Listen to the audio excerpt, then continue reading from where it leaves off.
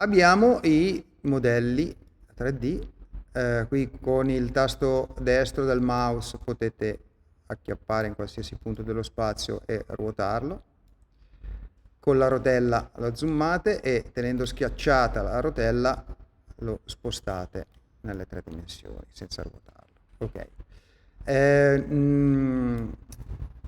Piccolo particolare, se avete le torrette e non le avete ancora sezionate all'interno del volume della protesi che escono dalla struttura, non c'è nessun problema, perché tanto voi dovete, in questa fase andiamo a progettare, in questo caso una full armor, e vediamo che non ci interessa dove finiscono le torrette per un'avvitata.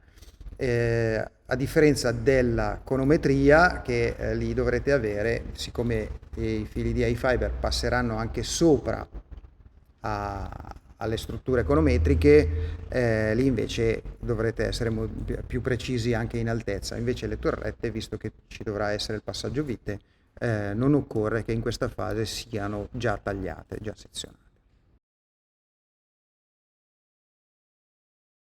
Bene, come si inizia a progettare la struttura?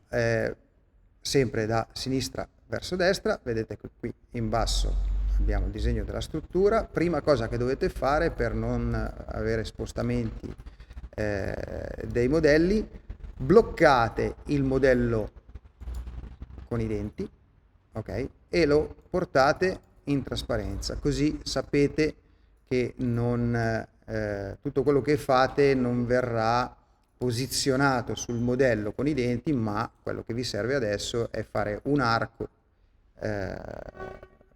crestale intervenendo sul modello con il modello master con le torrette.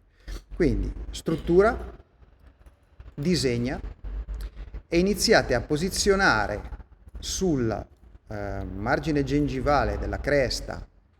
Vedete che in trasparenza si intravede comunque l'altro modello, quindi sapete, poi potete spostarlo, però sapete dove iniziare a posizionare il primo punto della struttura. Cliccate col mouse tasto sinistro e mettete dei punti che poi saranno i vostri punti di presa, ok? Sull'arco crestale. Cosa importante, non posizionate i punti sulla sezione delle torrette. Questo vedremo dopo il motivo. Una volta disegnato l'arco, schiacciando Enter vi si apre questa finestrella dove potete decidere l'altezza in default della vostra struttura in partenza. Se avete un inferiore particolarmente, allora, qui vi apparirà sempre 4 mm d'altezza.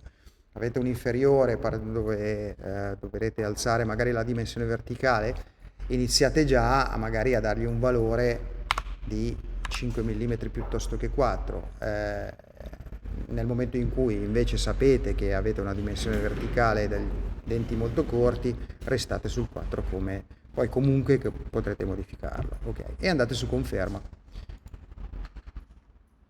Cosa accade? Una volta che avete cliccato su conferma, vi trovate la prima bozza di struttura iFiber senza tener conto degli impianti che voi avete deciso tramite i punti di presa, i primi punti di presa.